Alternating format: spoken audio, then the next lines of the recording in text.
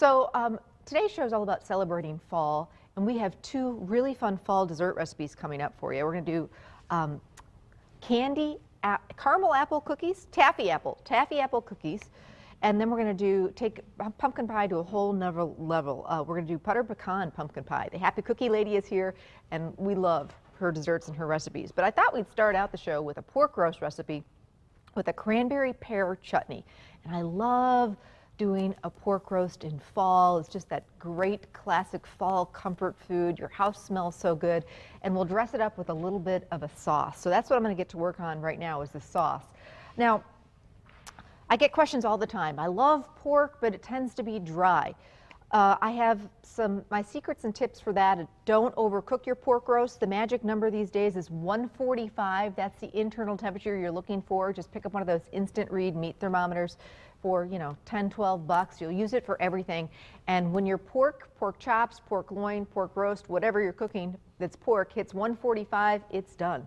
Get it out of the oven, off the grill, or off the stovetop, and it is done. We don't have to cook pork forever in a day. Now, the other trick, I think, to doing pork is to do some sort of a sauce with it. Pork is so lean that it naturally is a little bit drier. So that's why we're going to do this really delicious cranberry pear chutney, which is just so fall and easy to make. So I'm heating a little bit of olive oil in a skillet, and I'm going to do just a tablespoon or two of shallot, which is the mild onion, or just some finely diced onion will work. Either one will work fine. And now I'm going to get to work on chopping up some pears, 2 to 3 pears that we're just going to dice up. And you don't really need to peel them. I like using the ones, you know, different colored pears are kind of fun to use. Ann, how was your weekend?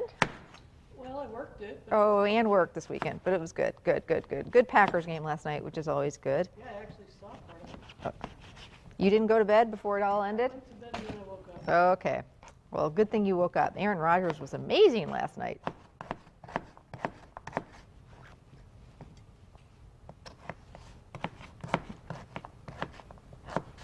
All right, just chunking up my pears here. Oh, I got the book club book, and I hope you are going to get it soon too. We've announced our next book club pick, and it's going to be fantastic. We're reading Light Between the Ocean. And we're meeting at La Java that first week of December. So just give them a call and hold your spot. And it's just so fun. Go out and get the book. Heard nothing but really good things about this book. So go out and get it and read along with us and come to book club. We did it that first week of December because we wanted to make sure, you know, wouldn't interfere with the holidays. So, oh, and one more thing we wanted to mention. Next week is our big night out. It is going to be fantastic. 5 different courses, all paired with wine. We're headed to the club in Manitowoc, $50 a piece, and that includes your tip. And we're starting out with steak, bruschetta, and then we're doing a shrimp and crab soup that we made on the show last week. We're doing breast of duck, and then grouper, and then a wonderful chocolate dessert. It's going to be one magical night. So I hope to see you there.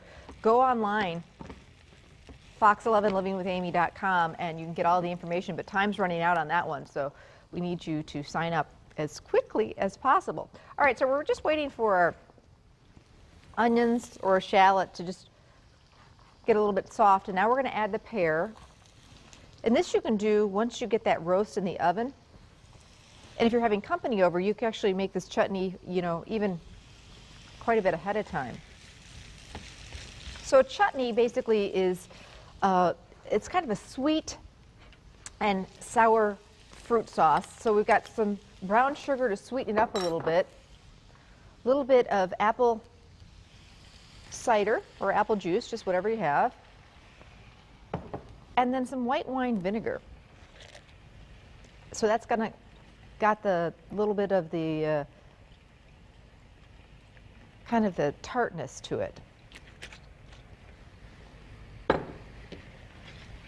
We're also going to add some dried cranberries just to plump them up.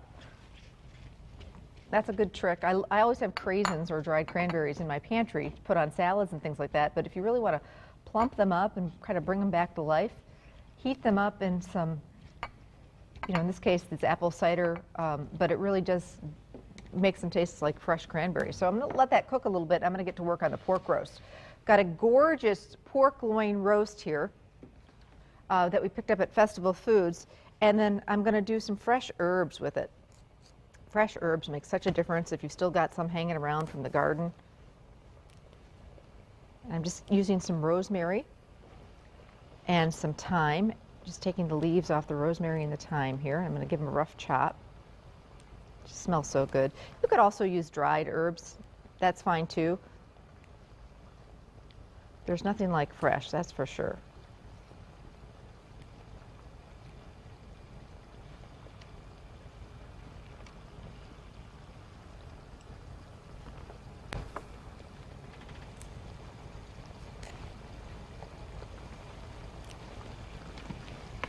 Okay.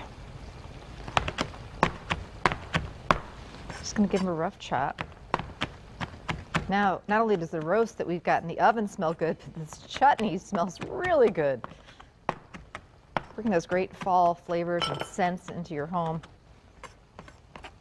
Just really love this time of year. Okay, what's our chutney doing? Starting to cook down a little bit, looking great. Now, we're going to start to season up our roast. We're going to do some salt and pepper, and this is a big pork roast, so I want to season it generously. Salt and pepper.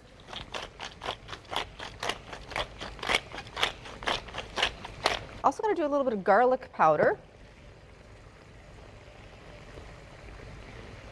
Give it some more great flavor.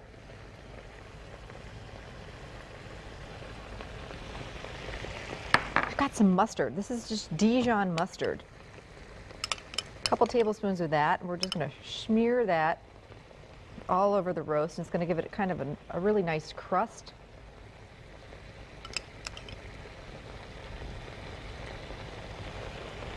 To the outside.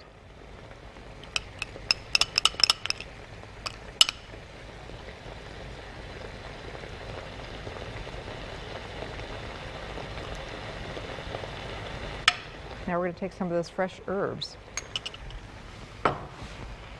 and sprinkle those all over that roast.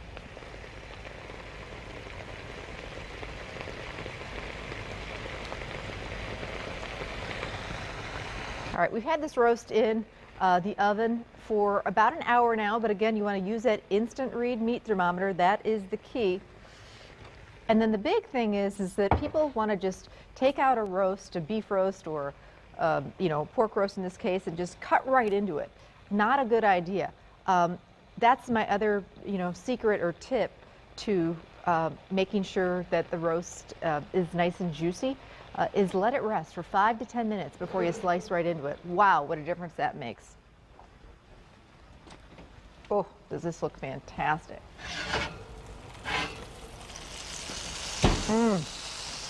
Serve this with mashed potatoes or wild rice, and you've got yourself one heck of a really nice fall dinner. Now I'm just going to finish up my chutney, just starting to cook down. We'll give it just a few more minutes to cook down with a little bit of fresh ginger, a little bit of lemon juice, just for some acid in there, and then some fresh ginger. And you could use ginger and chop it up yourself. We're going to cheat and use the ginger in a jar. A little goes a long way. So we've got some really great flavors in here with the pear, the cranberry, the ginger, the apple juice. And this is just fantastic. We'll just let it cook until most of that liquid evaporates and it's a little bit chunky and the pears cook down. So just another minute or two, and then we'll take this to the plate. And we definitely don't want to carve into that pork roast until it rests for another 5 to 10 minutes. So we will be back. Recipe for the pork roast with this cranberry pear chutney we'll put on the website, fox11online.com. Click on the Living tab and Recipes, and it'll be right there. Once you're there, you'll also find out about our big night out, book club, and the Ultimate Thanksgiving Contest. Again, we're looking for your best Thanksgiving recipes, so get busy.